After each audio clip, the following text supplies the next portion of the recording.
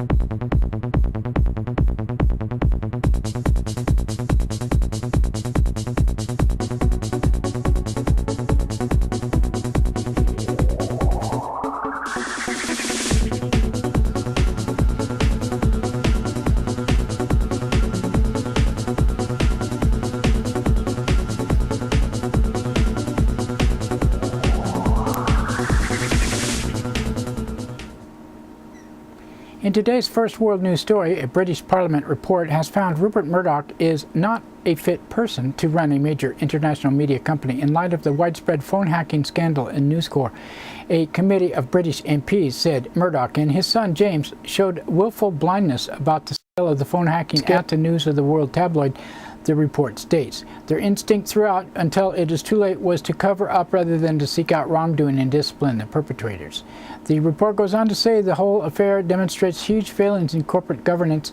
Labour MP Tom Watson spoke soon after the report was released and said powerful people were involved in a cover-up and they still haven't accepted responsibility. And after all of this, the story is not yet over. These people corrupted our country. They brought shame and police on our police force and our parliament. They lied, cheated, blackmailed, and bullied, and they should have been ashamed that we think how we cowered before them for so long.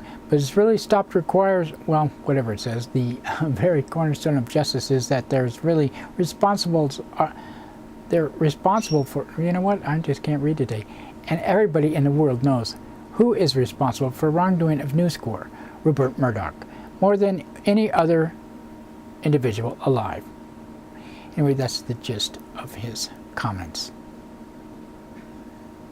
President Obama, counterterrorism advisor, top advisor has publicly confirmed that the United States has used drones to conduct targeted killings overseas. John Brennan spoke on Monday at the Woodrow Wilson International Center for Scholars. He detailed and defended the killings and said President Obama believes that done carefully, deliberately, and responsibly, we can be more transparent and still ensure our nation's security. So let me say it as simply as I can, yes, in full accordance with law and order to prevent terrorist attacks on the United States and to save American lives, the United States government conducts targeted strikes against specific al-Qaeda terrorists, sometimes using remotely powered aircraft, often referred to publicly as drones. And I'm here today because President Obama has instructed us to be more open with the American people about these efforts.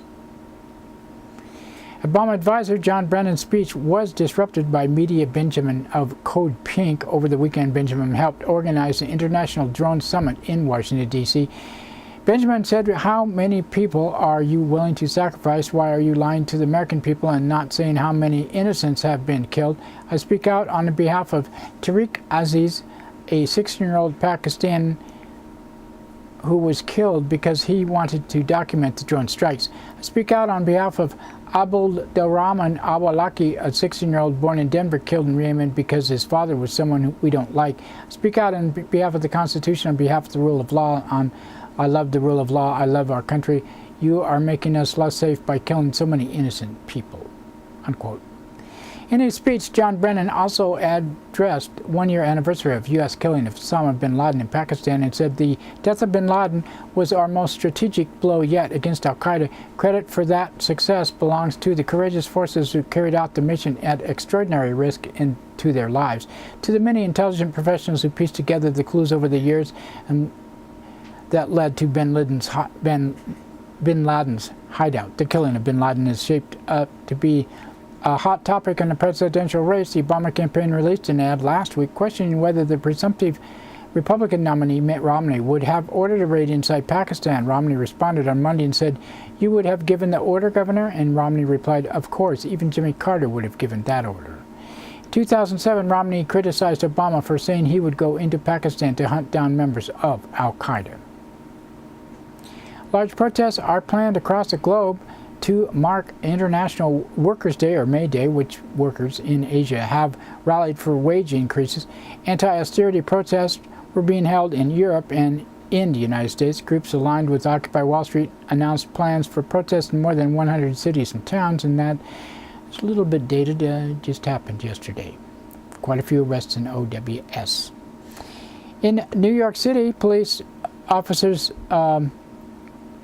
in a case, police broke down the door of a home of a Brooklyn activist at 6 in the morning, ostensibly to serve an arrest warrant on his roommate for a 6-year-old open container violation.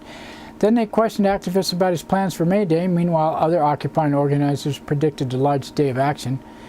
And they said, well, basically they were talking about how a lot of the people in the OWS were being investigated by the police before the May Day to try to find out what was going on.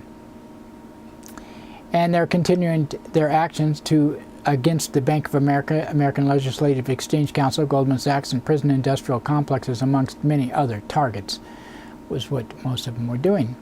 At least 20 activists arrested in October protesting the New York City Police Department stop-and-frisk policy appeared in court Monday as part of a mass trial on the charges of disorderly conduct. Defendants included Princeton University professor Cornel West, Nellie Hester Bailey of Occupy Harlem, and other activists who were arrested during the act of nonviolent civil disobedience at the NYPD precinct office in Harlem. Brief remarks outside the courthouse Monday, West said the activists were there and even willing to go to jail out of love for the young people of color who were targeted. Nellie Hester Bailey said, "This is racial profiling that has an impact on all communities, immigration communities, black communities, Latino communities, and we all know that once it starts, it will catch up with the white community, and the tragedy could be as severe as that of Trayvon Martin, because that is how it spirals out of control."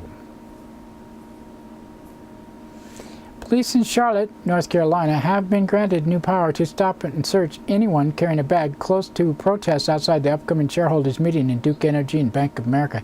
Both meetings have been designated as extraordinary events as a September Democratic National Convention, which will also be held in Charlotte. Under a new city ordinance, police can prohibit backpacks, messenger bags, coolers, and numerous other items near these events. In the latest fallout from the Walmart bribery scandal in Mexico, a group of New York City pension funds have announced plans to vote against the re-election of the 5 Walmart directors at the company's upholding shareholders meeting. Directors targeted including Walmart Chair Rob Walton, Chief Executive Michael Duke, and former CEO Lee Scott. And activists in Syria say shelling by government forces today in northern village near the Turkish border killed at least 7 people, many of whom were from the same family. The government's crackdown on the uprising against President Bashir al-Assad has continued despite a UN-backed ceasefire and calls from the international community for the violence to end. Yeah, they've been asking for that for about a year now. A funeral was held Monday for Regina Martinez, Mexican journalist who was murdered inside her home in Veracruz. Martinez often wrote about drug trafficking for the news magazine Proceso, one of Mexico's oldest, most respected investigative news magazines. Proceso is a magazine that, contrary to what Regina Martinez's assailants might have thought, is not stopped by things that shock us. It doesn't make us doubt that what we are doing and what we should do and what is to reflect on and what's happening in our country with authenticity, honesty, honor, clarity, and as far as our professional reach allows. Students in the Canadian province of Quebec are continuing to protest plans to tuition hikes, sustainable massive strikes that last for about 11 weeks. The provincial government planned for raised tuition by 75% over 5 years. Over the weekends, protesters rejected government proposals to stretch the hikes over 7 years. And dozens of protesters gathered outside Chicago City Hall in Monday to protest the closing of several area mental health clinics. 5 people were arrested after they reportedly crossed a barrier and said they were going to talk to Chicago Mayor Rahm Emanuel. Protest was part of an ongoing battle over the city's plans to close multiple clinics in what protesters say will be a devastating blow to mental health patients. Spokesperson for Emanuel said Monday the city now plans to maintain the satellite office in the Woodland neighborhood following the closure of the Woodlawn Mental Health Clinic. A group of students suspended from Detroit High School after staging a walkout to protest district policies have started a freedom school where they plan to continue learning about civil rights, art, and other topics. More than 100 students were suspended from Western International High School after protesting district plans to close a different area school. Students have demanded a voice, saying they lack basic supplies and are receiving a low-quality education. 17-year-old Rachel Gafford said students held the walkout to draw a line and take stand for our education. And Thomas Borges Martinez, one of the founders of Nicaragua's Sandinista movement, died at the age of 81. He was the last surviving founder of the guerrilla movement that overthrew Nicaragua's U.S.-backed right-wing dictatorship in 1979. And that's it for World News today. Now we'd like to thank another one of our underwriters who supports your only visual video news media in Nevada County. That's right, it's us, GVTV News.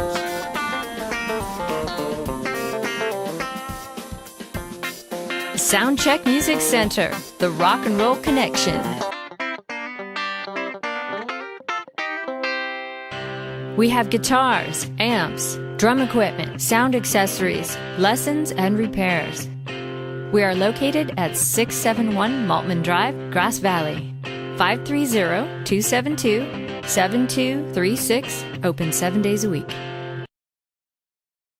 No one needs anyone, they don't even just pretend.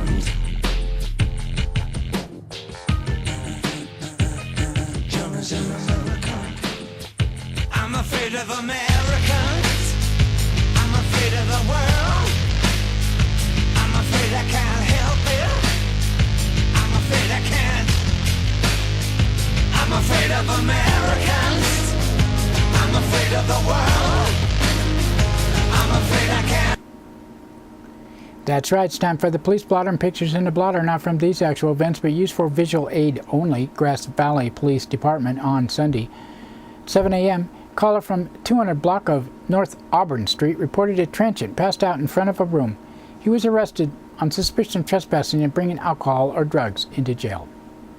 At 10:30 a.m., a caller from 900 block of West Main Street reported theft of 4 bikes and damage to 1 bike that had been recovered. At 10:41 a.m., a man from 400 block of Colfax Avenue reported theft of a laptop and textbook from a vehicle. And 1:15 p.m., a woman from 400 block of Oak Street reported a woman kicked her out of a residence and was throwing her items out. The situation was mediated. At 7:14 p.m., a caller from 300 block of Sutton Way reported 2 women and a man in a fight with yelling and screaming. The parties were separated. 10:25 p.m., a caller from 200 block of Sutton Way reported a man hit a woman whose face was bloody. He was arrested on suspicion of spousal abuse and violating probation. Nevada County Sheriff's Office on Sunday, 9:18 a.m. A caller from a business 29,000 block of Highway 49 reported a burglary. Be on the lookout advisory was issued for 2 men. At 10:20 a.m., a caller from 16,000 block of Dugan's Road reported a break-in. And 10:54 a.m., a caller from 13,000 block of Red Dog Road reported theft of a vehicle. And 4:33 p.m., a caller from 11,000 block of Avern Way reported finding a 10-pound tortoise in the road. And 6:35 p.m., a man from 14,000 block of Rough and Ready Highway reported receiving multiple harassing phone calls of vulgar content. 7:44 p.m., a caller from Bissell Place reported a juvenile punched another juvenile. Both had superficial injuries and had been horsing around prior to the incident, which was found to be mutual combat. 8:19 p.m., a caller from Rough and Ready Highway reported a man lying face down in a field. Person was arrested on suspicion of resisting arrest. And 10:19 p.m., a caller from 12,000 block of Deer Park Drive reported a man peeping into a girl's bedroom, who then ran away. And Monday, 2:31 a.m., a man from 11,000 block of Vinley Place reported a possible physical fight.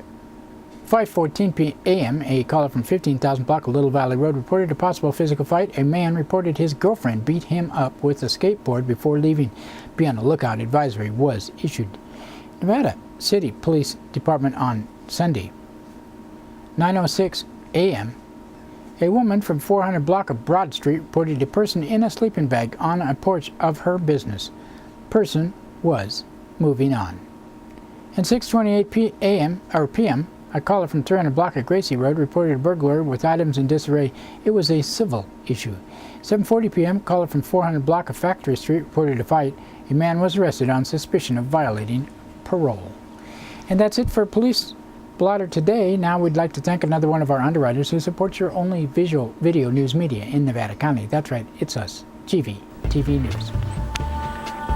Christopher's Old World Deli and Catering Company has brought its delicious food and service downtown Grass Valley. Like desserts? They got them. You like international style lunches? They got them. Christopher's Deli and Catering for parties, get-togethers, weddings, or whatever. Open 7 days a week.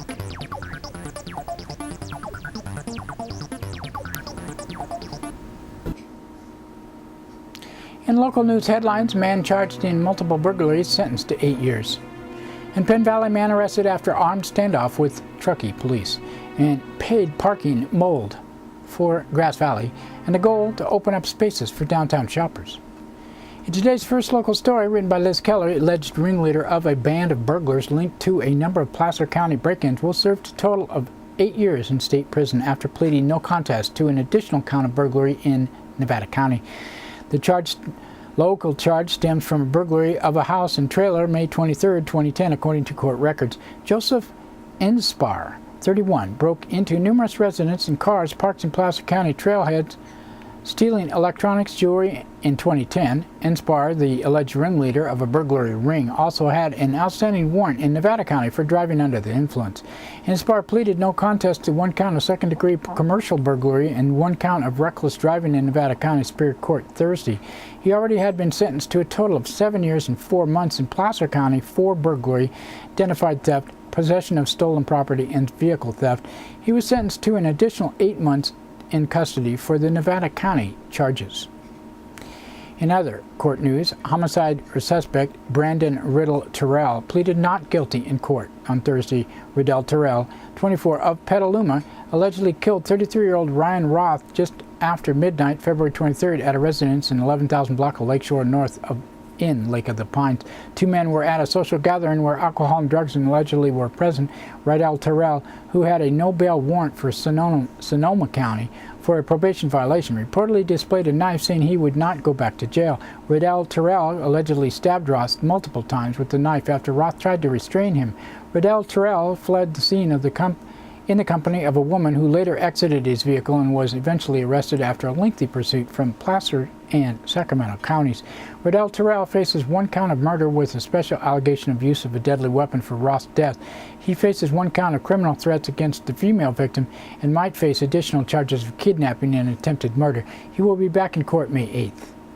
An Alta Sierra man pleaded not guilty in court Thursday to assault with a deadly weapon, spousal abuse, willful cruelty to a child, making criminal threats, and resisting arrest after allegedly throwing knives at his son and then baiting law enforcement officers to shoot him. Nicholas Joseph Severin, 36, was arrested Sunday after his 17-year-old stepson called 911.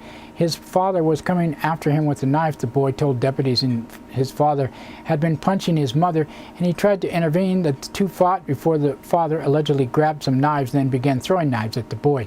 After Nevada County Sheriff's deputies arrived, Severin allegedly began making threats that he had a gun and threatened to shoot them. He allegedly ran at deputies, then tried to flee before being tased and arrested. Severin's public defender, Kerry Klein, told Judge Candace Heidelberger he is 100% disabled due to a neurological disorder and requested release on his own recognizance so he could be admitted to a detox program to be weaned off pain medication. She also asked that a no-contact order protecting his wife and child be lifted. Deputy District Attorney Maria Leftwich argued against both requests, telling Heidelberger Severin had terrorized his family and that his 13-year-old daughter had been forced to throw rocks at him and hide all the weapons in the house. Heidelberger denied the release request but added she might reconsider if she could be provided with more details regarding the detox program. She also ruled that he would be allowed peaceful contact with his wife only should he make bail. Severin will be back in court May 10th. In a story by Janelle Schaub out of Truckee, many of the Truckee's public schools were in precautionary lockdown last Monday afternoon while police searched for and eventually apprehended a gunman who fired a shot in the area. Truckee police arrested the gunman, identified as Robert McLea of Penn Valley, near the corner of Donner Pass Road and Richards Boulevard at about 12:30 p.m. His exact age is unclear, although police said he is born in 1946. Police initially received a call about a possible armed man about 11:30 a.m., Truckee Police Captain Harwood Mitchell said. Officers located McCallie sitting in a parked vehicle in Richards. He refused to drop the gun and sought refuge behind his vehicle. McCallie eventually fired one shot while hiding behind the vehicle in the direction of Mitchell, who was undetermined, but not towards officers before laying down his handgun on the pavement. McLeod then approached officers against their objections. Officers disabled McLeod with non-lethal beanbag round and arrested him. Mitchell described McLeod as distraught. McLeod was transported to Tahoe Forest Hospital for medical clearance. According to Truckee Police, he will be charged with reckless discharge of firearm and brandishing a weapon to law enforcement. Officers like California Highway Patrol, Nevada County Sheriff's Office, and California State Parks assisted. Janelle Schaub is a reporter of the Sierra Sun, a sister publication of the Union based in Truckee. In our last story, written by Trina Kleist of the Union, Nevada City has had metered parking downtown for more than 50 years, and Truckee started charging in 2005. Grass Valley still has free parking downtown, but this year city officials are mulling whether paid parking would help open up spaces in downtown core for shoppers. Turns out that in the western cities, downtown merchants and their employees often hog on-street parking, officials said. You'd think they would catch on that they're hurting themselves by not making a space available for a customer, said Nevada City Police Lieutenant Lauren Gage. In Grass Valley, between workers and shoppers, the downtown 485 public spaces are occupied 95% of the time for those in the lots and 89% of the time for those on the street, according to a 2007 city-paid report by TKJM Transportation Consultants. Even outside the T-zone of Mill and Main Streets, on-street parking is hard to find, City Council Carol Dotson of Wade Development Company, Inc. in Reno said. Ideally, parking space occupancy would be no higher than 85%, making it easier for people to drive into town to find a spot. Officials started planning for parking needs downtown in 2003, City Planning Director Tom Lass said. In 2006, city voters turned down the Measure T, which would have raised money to build a parking garage, estimated a cost of $9 million to $12 million, along with 3 other traffic-related projects. Participants in May 2011 workshop reconfirmed the position according to the city report. Since the recession hit, Grass Valley City Police have eliminated the city's traffic office position due to budget cuts about a year ago. Enforcement of the downtown core 3-hour parking limit became a vocation of a handful of department volunteers with particular interest in the issue, Police Chief John Foster said. Time limits are only sporadically enforced, leading to substantial abuses of time limits and result of insufficient on-street parking, which is necessary for a vibrant downtown, according to city reports released this month. So in 2012, with parking still hard to find and even fewer resources available to solve the problem, city officials are looking into whether the free market might help. Here's a theory: if you charge people to park downtown, especially if you charge more to park on Mill and Main Streets than to park in lots in the block away, motorists will tend to fill up the cheaper spaces and move more quickly out of the more costly ones, according to an idea being proposed by consultants Dotson and Kane B. Dutt of Secure Storage Technologies. Dotson and Dutt suggested parking rates of 75 cents on the T and 50 cents in downtown parking lots when city council members discussed the issue last week. They also suggested a 15-minute grace period after the paid time expires before issuing a ticket for overtime. Dutt's firm sells electronic parking systems that use an in-street sensor and security-type cameras to monitor parking. Under that system, motorists pay for their spaces at kiosks on the street and take cash and plastic money. Information about open spaces sent to the central computer motorists can access during with their smartphones, Dutt said. You can learn more at curbsys.com. Other options consultants suggested considerations were maintain free parking, but enforce 3-hour time limit, that's difficult without personnel dedicated to the task, and create more surface parking expense, including the cost of land and possible demolition of existing structures. 2007 study also suggested creating a parking in the downtown periphery specifically for downtown employees. Where to find funding? The curb system sold by Dutt's firm would cost roughly $338,000 to install, including 485 sensors embedded in asphalt. Price does not include financing. Financing for a parking management plan present a roadblock. Grass Valley officials had counted on money flowing from the city's redevelopment agency to fund the solution. But Governor Jerry Brown in January dismantled the statewide system for funding these agencies to direct $1.7 billion into state coffers in an effort to close the state's budget shortfall. And that's it for local news. Now we would like to thank the Union, Associated Press, and Reuters for the sourcing of our news, and you for watching. And don't forget, we're on Comcast Cable, channel 11 that is, 8 a.m., 3 p.m., and 7:30 p.m. Monday through Friday. Suddenlink 16 and Trucking, Alta Sierra. Talk to you tomorrow.